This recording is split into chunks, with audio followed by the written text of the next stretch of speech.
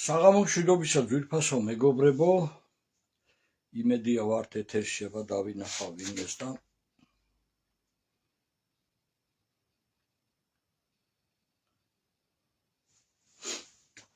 ჯერჯერობით არავინ ჩანს. დიდხანს არ შეგაწყენთ დღეს აქციასთან დაკავშირებით მინდა თქვა და ასევე ერთ პატარა საკითხს მინდა შევეხო. იმედია ისმის, იმედია ვარ პირდაპირ ეთერში. მოკლედ მეგობრებო, კიდევ ერთხელ მინდა განგიცხადოთ და ალბათ კარგი იქნება ჩვენ თუ აი კომერციულ მიმართვასაც, ფასიან მიმართვასაც თუ გავაკეთებთ ალბათ, იმიტომ რომ რაც შეიძლება ფართო საზოგადოება უნდა გაიგოს, რომ ჩვენ ჯვართამაღლებას ქართველთა დიდი გაერთიანება ვაწყობთ აქციას. ეს აქცია ძირითადად იცით თქვენ რასაც ეხება აი ყმადაღებულ უკონტროლო მიგრაციას, საქართველოს გაშავებას, რასაც უპირებენ აბსოლუტურად, რომ საქართველო ქართველების გარეშე. ეს არის გეგმა, ამაში შედის ზუსტად ის 6 მილიარდიანი პროექტიც. მოკლედ ყველაფერი უკავშირდება იმას, რომ ასპარეზზე უნდა გამოვიდეს აუცილებლად ქართველთა დიდი გაერთიანება, ქართველი ხალხის დიდი გაერთიანება, რომელიც დაიცავს თავის ქვეყანას. უმძიმესი მდგომარეობა ამას ვერც ერთი პარტია და ვერც ერთი რაღაცა ის ვერ დაიცავს, თუ არა მთელი ქართველი ერის გაერთიანება არ მოხდა, განსაკუთრებით იმ ჯანსაღი ხალხისა, ვისაც მართლა ადარდებს ქვეყნის ბედი. ძალიან ბევრია ასეთი ხალხი, მე ბევრს ხვდები ქუჩაშიც, ყველას ადარდებს ეს, მაგრამ აუცილებელია დააფიქსიროთ თქვენი პროტესტი, უნდა გამოხვიდეთ.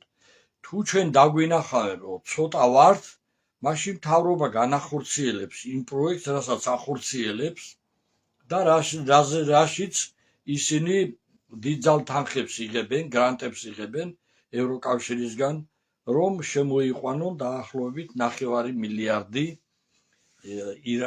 აზიური ქვეყნებიდან. იცით თქვენ ამაზე ჩვენ ბევრჯერ ვისაუბრეთ, ისლამური ქვეყნებიდან, რომლებიც არის, აი როგორ გითხრათ, ისეთი ქვეყნებია აქ, რომ საქართველოს ჩაყლაპავს ნებისმიერი 200-250 მილიონიანი ქვეყნები. ამიტომ ჩვენ ეხლა ძალიან მნიშვნელოვანი ეტაპზე უნდა გავიდეთ. 27 სექტემბრიდან ჩვენ საფუძველი უნდა ჩაუყაროთ იმ დიდ მოძრაობას, რამაც უნდა დაიცვას ქართული სახელმწიფო და საქართველო და ქართველი ერი. სხვა შანსი ჩვენ აღარ აქვს.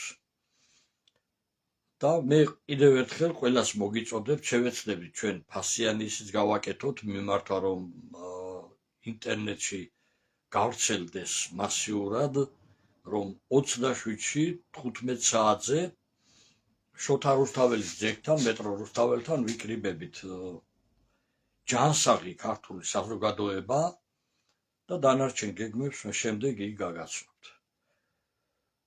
აქამდე კიდევ ჩვენ შევეცდებით, რომ მანამდე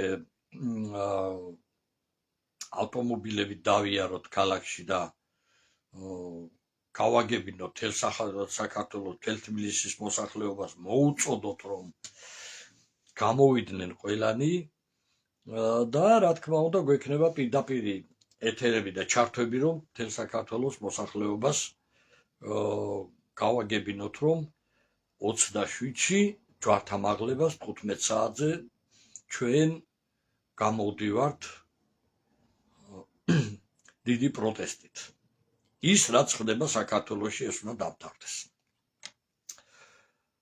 ეხლა მინდა მე არ შეგაწყენთ დიდხანს, მეგობრებო, დიდი დავა გამოიწვია, უყურებთ თქვენ, ნამდვილად არ გვაწყობს ჩვენ ახლა ვიღაცებს ვედავოთ, ჩვენი მიზანია ერის გაერთიანება, მაგრამ ამ ერის გაერთიანების წინააღმდეგ რომ რეჟიმი რაღაცებს ბლანდავს და სხვადასხვა გაერთიანებებს აკეთებს, ამას ჩვენ ყოველთვის ეხლა გავცემთ აკადემიურად პასუხს. ეხლა ერთი იყო ასეთი შემთხვევა, იცი თქვენ ახლა 5 სექტემბერს, როდესაც ვითონდა კანონიერი ხელისუფლება აღადგინეს, კანონიერი ხელისუფლება მხოლოდ აღსადგენია, მხოლოდ დე-ფაქტო და მე არ ვიცი ახლა დე-ფაქტოდ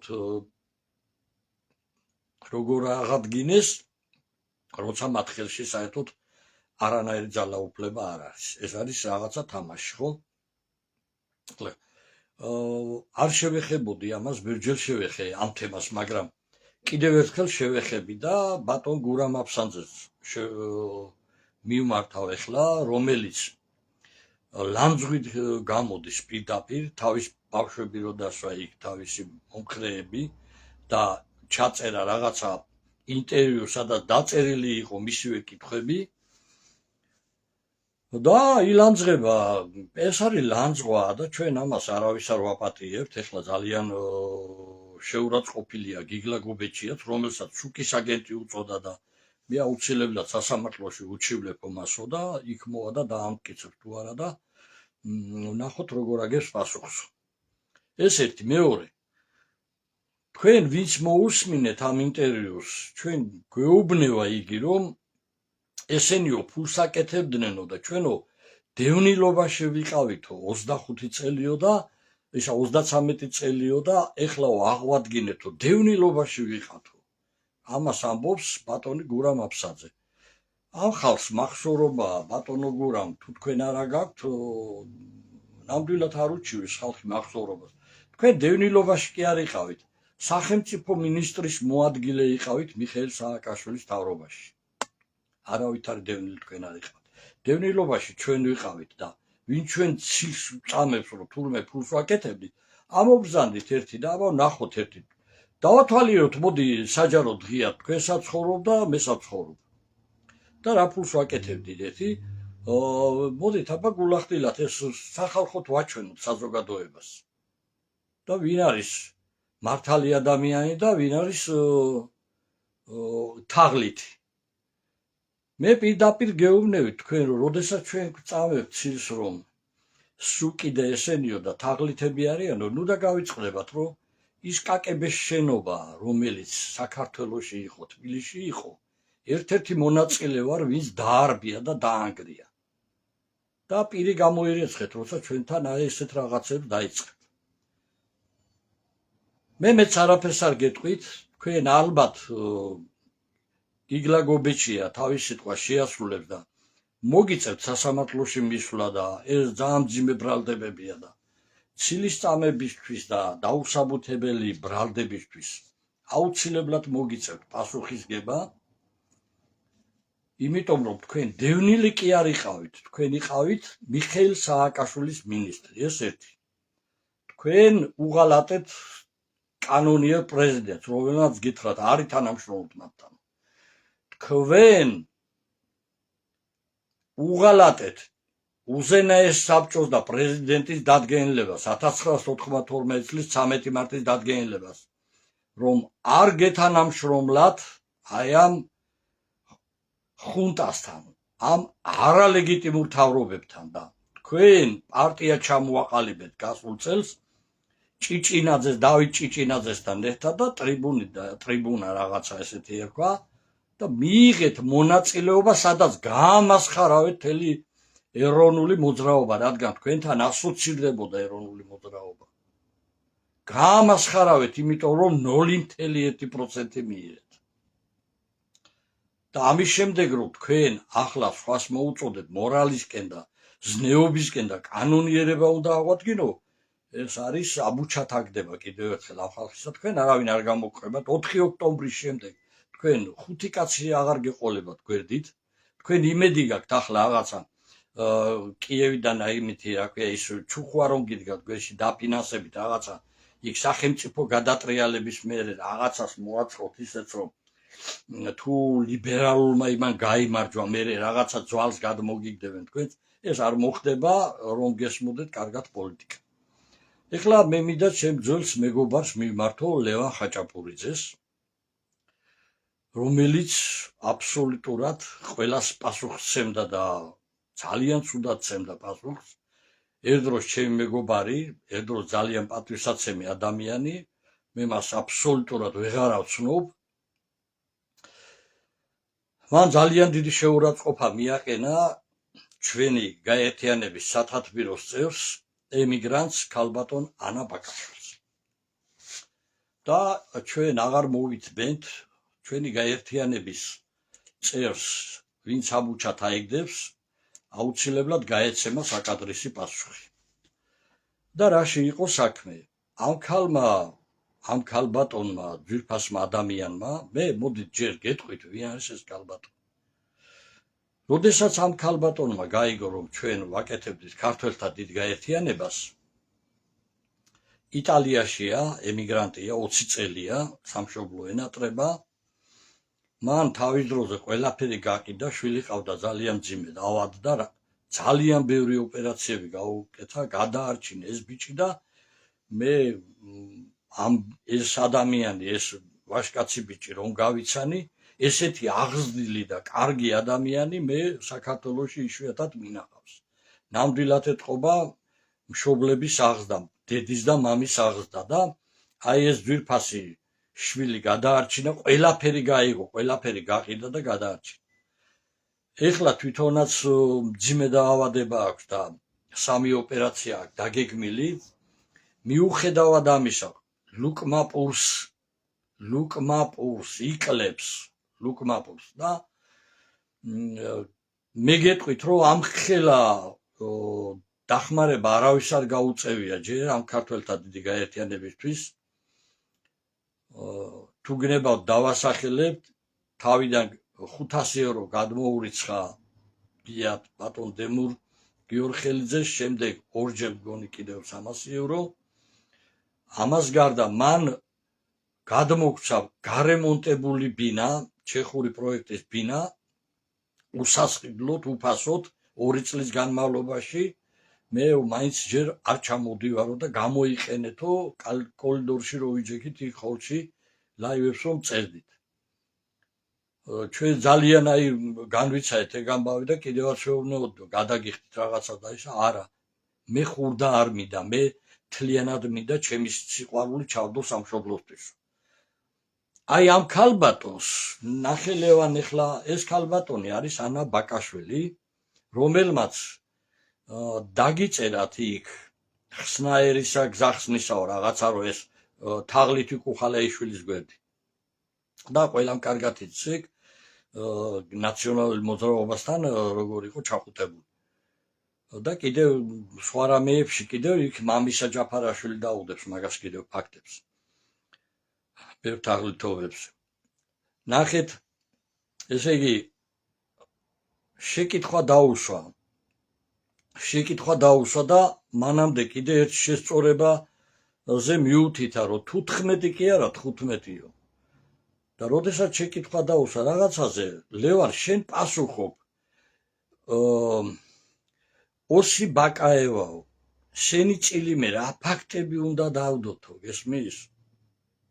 ჯერეთი საიდან დაგესინჯარა, რომ ბაკაშვილი არის ოსი. ეგ შენი არც ოდნის საკითხი არის, ესე იგი ვერ ვერკვევი ეთნოგრაფიულ რაღაცეებში და ქართულ გვარებში. ეს არის სუფთა ქართული გვარი. ბაკი საერთოდ ესა ნიშნავს ძალიან დიდს, გრანდიოზულს,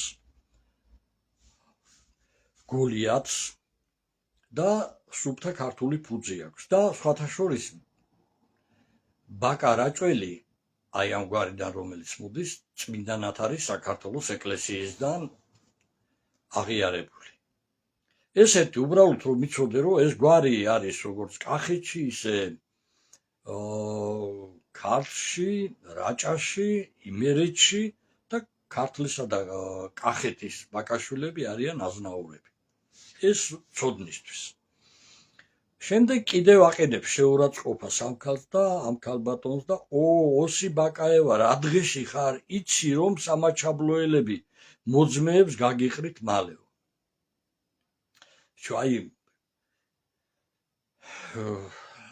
არ ვიცი ეს პოლიტიკოსობაზე თუ გაქვს ლევან რაღაცა, აი ეგ არ უნდა დაწერო, მიუხედავად იმისა, რომ ამ ბატალიებში მე ჩართული ვიყავ და ყველაფერი, ჩვენ კაცო ოსებთან კი არა გვაქვს საქმე, ჩვენა გვაქვს ოსი სეპარატისტებთან.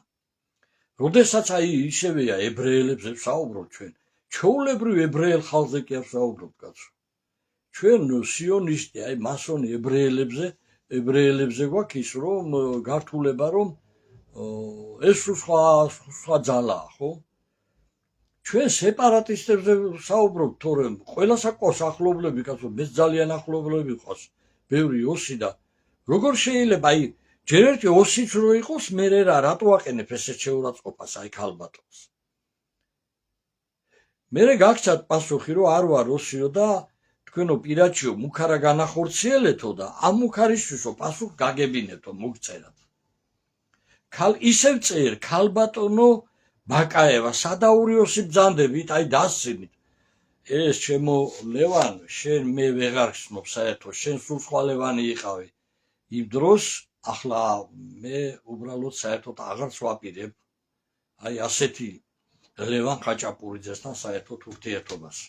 ეს არის ყველა შკალაზე დაბლა დასული მინუსზე, საერთოდ იცი შენ რომ ქართველი ხალხმა პასუხი იცის და ქალბატონის ასეთ შეურაცხყოფას ხო არ გაპატიებენ ლევან. მით უმეტეს რომ ცილს წამებ, ტყუილებს იმაშვები და ასეთ დღეში აგდებ იმ ქალბატონს, რომლისთვისაც სამშობლო არის უპირველესი. მე კიდევ გეუბნებით, ამხელა გაერთიანებაში ჯერ ამხელა გული და სული ბოლომდე ამ დონეზე არავის ჩაუდია, არავის არ ეწყინოს. ძალიან ბევრია ძვირფასი ადამიანი, რომ თავის სულსა და გულს აქ, მაგრამ ყველაფერი გაიღო და ხურდა არ მინდაო, მთლიანად უნდა ჩავდო მთელი ჩემი სიყვარული სამშობლოსთვის. და შენ უწოდებ ოსი ბაკაევას, ვერც გარკვეულ ხარ გვარში. მე ერთ რამეს გეტყვი ლევან, საჯაროდ უნდა გამოხვიდეს მოვეგარ დაგანდაბლებს და უნდა მოუხადო ბოდიში აი ამ ქალბატონს. თუ შენ ამას არ გააკეთებ, საერთოდ აი ეს ხალხი ახლა ვინც ახლა უყურებს, აბსოლუტურად ყველა დაივიწყებს შენ სახელსა და გვარს და აღარავინ აღარ ჩაგთვლის კაცს. და საერთოდ მიმაჩნია რომ პირველი არის ჯერ დილობა და ქართველი კაცი როგორ ექცევა ქალბატონს პირველი ეგ არის სასწაული. ჩვენ ჯერ კაცებად ვარ დაბადებულები, გაზრდილები, ჯერ კაცი უნდა იყო და მერე არის პოლიტიკა, მერე არის პროფესია და მერე არის დანარჩენი ყველაფერი. მე კიდევ ერთხელ მოგიწოდებ ამ ძვირფას ქალბატონს, ამ ღირსეულ ქალბატონს, რომელიც დღესაც სიცოცხლეს ებრძვის და უკანასკნელ ლუკმას უნაწილებს თავის სამშობლოს რაღაცა ეშველოს, ბოდიში მოუხადე ლევან საჯაროდ.